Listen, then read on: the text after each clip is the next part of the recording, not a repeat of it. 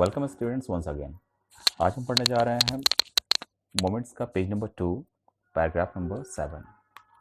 Start करते हैं। He ran towards his parents' galley. Galley, that means happiness. He ran towards his parents' galley and walked abreast of them. Abreast, that means just beside them. For a while, being however soon left behind. Attracted by the little insects and worms along the footpath that were teeming out from their hiding places to enjoy the sunshine. जैसे ही उसकी माँ ने पुकारा कि बेटे इधर आओ, वो दौड़ता हुआ जाता है। काफ़ी खुश था वो, और फिर उनके बराबर में आके चलने लगता है। जिस तेज़ी में वो चल रहे होते हैं उसी तेज़ी में ये भी चल रहा होता है, यानी कि उनके ठीक बराबर में खड़ा होकर और उनके साथ साथ चल रहा होता है। लेकिन ये सिलसिला कुछ देर तक ही चलता है और जल्दी ही वो फिर पीछे छूट जाता है। क्यों? क्योंकि वो अभी भी उन इंसेक्ट्स, चाहे वो बीज हो चाहे बटरफ्लाइज हो, उन सब की तरफ आकर्षित हो रहा है, जो कि फुटपाथ के दूसरी तरफ में दिख रहे हैं। दैट वर टीमिंग आउट, यानी कि दे वर जस्ट कमिंग आउट, बाहर निकल रहे हैं वो लोग अपनी हाइडिंग प्लेसेस से, जहाँ पे वो छुपे होते थे। उस जगह से निकल के वो बाहर आ रहे हैं और उनकी तरफ वो काफ़ी ज़्यादा अट्रैक्ट हो रहा है। और वो अपने हाइडिंग प्लेस से, जहाँ पे वो छुपे हुए हैं, जितने भी इंसेक्ट्स हैं, वो क्यों बाहर निकल रहे हैं? टू एंजॉय द सनशाइन, जो कि धूप खिली हुई थी, सुबह की धूप थी, और उस सुबह की धूप को वो लोग एंजॉय करने के लिए बाहर निकल रहे थे। जब वो पीछे छूट गया थोड़ी दूर, तो उसके पेरेंट्स ने फिर उसे पुकारा, कम चाइल्ड कम, बाबू आओ, जल्दी से आओ। Called from the shade of a grove where they had seated themselves on the edge of a well. He ran towards them. और ये जब उन्होंने पुकारा, तब तक वो एक ग्रोव, एक बुश था, एक झुरमुट आप कह सकते हैं, वहां पे वो पहुंचे थे।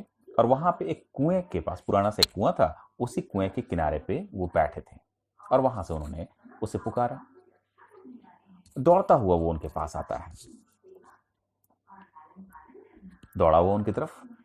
He ran towards them, उनकी तरफ दौड़ा।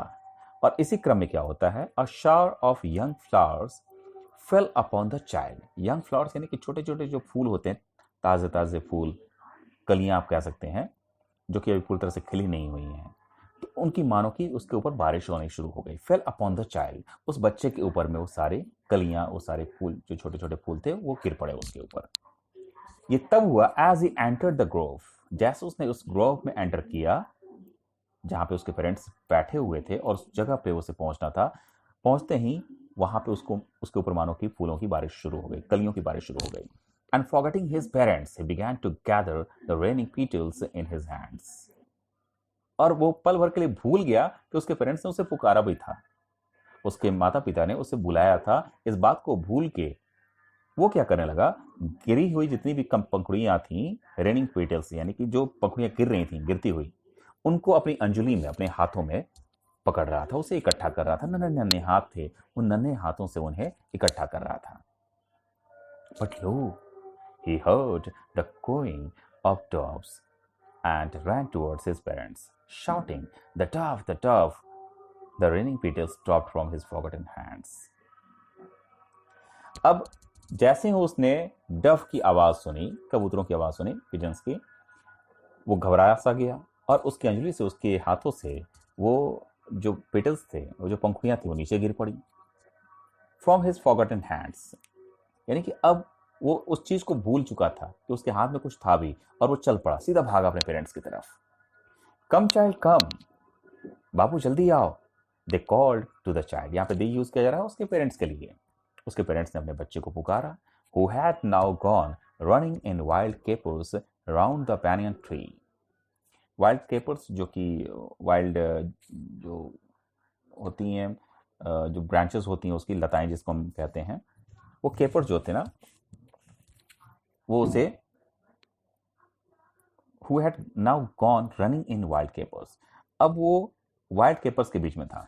अराउंड द बैनियन ट्री, वहां पे एक बरगद का पेड़ था और उसकी जो लताएं थीं, उसके जो केपर्स थे, वो नीचे की तरफ गिरे हुए थे। And gathering him up they took the narrow, winding footpath which led to the fair through the mustard fields. वहां उसे अपने साथ लिया उसके पेरेंट्स ने, और पतली सी पगडंडी होते हुए वाइंडिंग फुटपाथ यानी कि नैरो लेन जिसे हम कह सकते हैं, संकरा सा वो रास्ता था, उसी रास्ते के ऊपर में चलते हुए वो आगे बढ़ते हैं। थ्रू द मस्टर्ड फील्ड्स, आसपास में सरसों के खेत थे, उन सरसों के खेत से होते हुए वो मेले की तरफ आगे बढ़ते हैं। As they neared the village, the child could see many other footpaths full of throngs. अब जैसे ही वो गांव के नजदीक पहुंचे, उस गांव के नजदीक जहां पे मेला लगा हुआ था, As they neared the village, जैसे उस गांव के नजदीक वो लोग पहुंचे, बच्चा और उसके दोनों माँ बाप और बाकी सारे लोग भी, बच्चे ने देखा many other footpaths full of strongs, वहां पे और भी सारे रास्ते थे, और भी सारी पगडंडियां थी जिसपे लोगों की भीड़ पूरी तरह से इकट्ठी थी। थ्रॉन्ग्स दैट मीन्स लोगों की जो भीड़ थी वहां पे, क्राउड ऑफ पीपल, वो सारी मौजूद थी। Converging to the whirlpool of the fair, और वो मेले के बारे में ही बातें कर रहे थे। वर्लपूल ऑफ द फेयर यानी कि जो वर्लपूल होता है, जो हैप्पीनेस होती है, जो उसकी अलग ही एक चर्चा होती है, उसकी जो सुंदरता होती है, उसका जो एक सौंदर्य होता है, एक जो ग्लैमर होता है, उस ग्लैमर के बारे में कन्वर्स यानी कि बातचीत करते हुए, लोग आपस में बातचीत करते हुए चलते जा रहे थे। जैसे कि हम कभी जाते हैं दुर्गा पूजा वगैरह में घूमने जाते हैं, तो आपस में बात करते हुए जिस तरह से टहलते हुए जाते हैं हम, ठीक वैसे ही ये लोग भी चल पड़े थे। And felt at once repelled and fascinated by the confusion of the world he was entering. अब जैसे ही वो लोग पहुंचे उस गांव के नजदीक जहां पे मेला लगा हुआ था, वहां पे देखा उसने कि बहुत सारे लोग आपस में बातचीत कर रहे थे।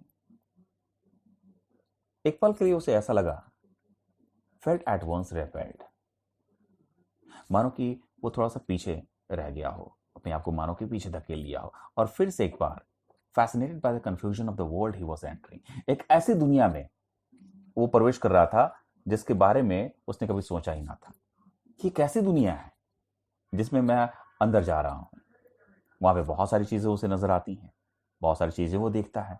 अ स्वीट मेट सेलर हॉक्ड, एक मिठाई वाला था बैठा हुआ, वो पुकार रहा था, हॉक्ड यानी कि पुकार रहा था, अपनी अपनी चीजें बेच रहा था, जैसे कि गुलाब जामुन ले लो, रसगुल्ले ले लो, बर्फी ले लो, जलेबी ले लो, ऐसे कह कह के पुकारे जा रहा था। At the corner of the entrance and a crowd pressed round his counter at the foot of an architecture of many colored sweets. और at the corner of the entrance, जो कि एंट्रेंस था, जो मुख्य द्वार था, उसके कॉर्नर पे एक भीड़ थी, इकट्ठी थी वहां पे भीड़।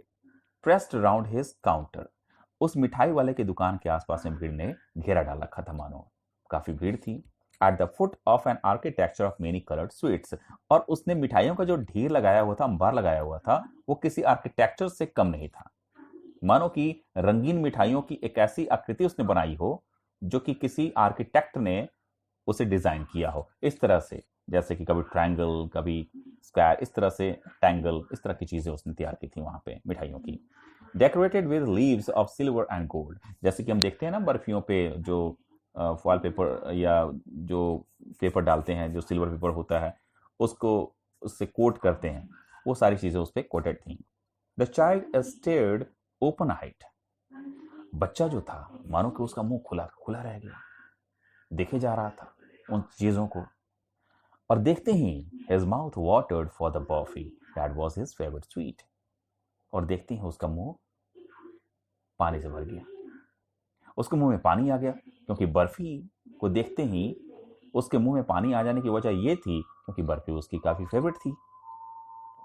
उसने धीरे से कहा, I want that burfi, लेकिन he half knew, वो जानता था, आधा उधरा ही सही, लेकिन इस बात को जानता था कि शायद इनकार ही मिले, लेकिन फिर भी he begged that his plea would not be heeded.